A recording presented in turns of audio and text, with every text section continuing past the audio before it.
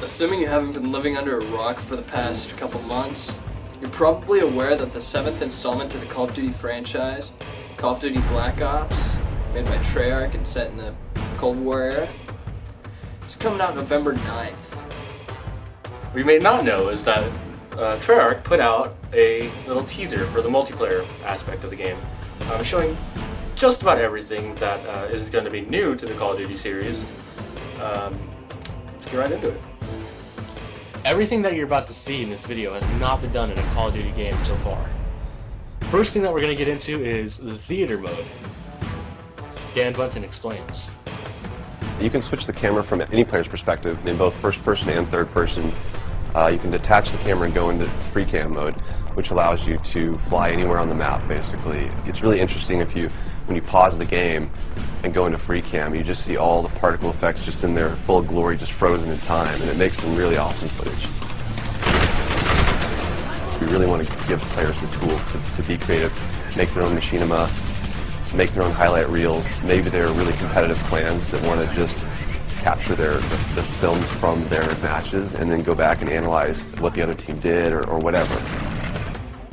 Also new to Call of Duty is the currency system.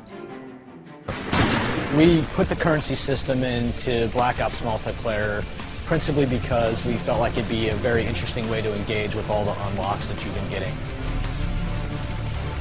So one of the things that's really fun about currency is instead of being specifically told at a specific level what you're going to get, we're unlocking features by level, but then once the feature is unlocked, you can purchase any component of that feature with the currency directly. Now that you got all this extra money burning a hole in your pocket, why not gamble it away?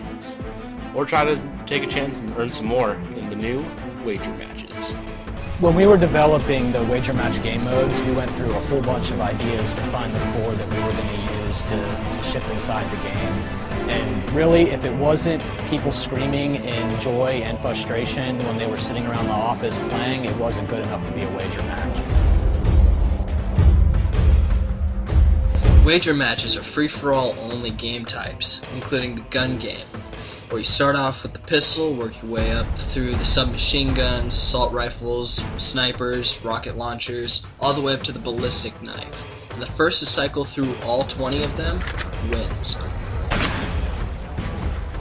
It's extremely rewarding for us as a design team to put something up there that people are reacting to really well and it's slightly different than what they get, and everyone loves the core game, and you have to be very careful when you're finessing the core mechanics of the game. But wager matches let us kind of get our creativity flowing and do some things that you're not normally used to, and then spin them up in unique ways and combine things in ways that you haven't seen before that you never really thought of and that wouldn't be appropriate for the core game but are completely appropriate for wager matches. Now, in tradition of the last 3 Call of Duty games, Treyarch has left in the level progression system of challenges in the game, but they've also added the new system of contracts. Right, so if you're using the contract system, you actually have to put up a little of your own currency in order for a bigger payday. And depending on the contract, some contracts pay XP, some pay more currency, some pay both. But they're all time limited and it's game time limited, so you have to go to work to accomplish that contract within the time period in order to get paid. It's different from the challenges, in so much that the challenges some players like to use very aggressively, and they map out their path through the challenge system in order to maximize their XP gains, in order to level faster. And then a whole nother set of players uses the challenges sort of passively. They're there, when you get them they feel good, but contracts gives you a way to directly engage with the content inside the game. It says, hey, I'm an SMG guy, I want SMG based contracts, I'm going to chase my contract and I'm going to get paid. And that's fun. Another thing Treyarch's bringing to the table is player customization. Anything from having your own face paint to having your perks basically dictate what you look like. We've been we stole the line from Full Metal Jacket, this is my weapon, this is my gun, and we're chanting that around the office as sort of our mantra for this feature.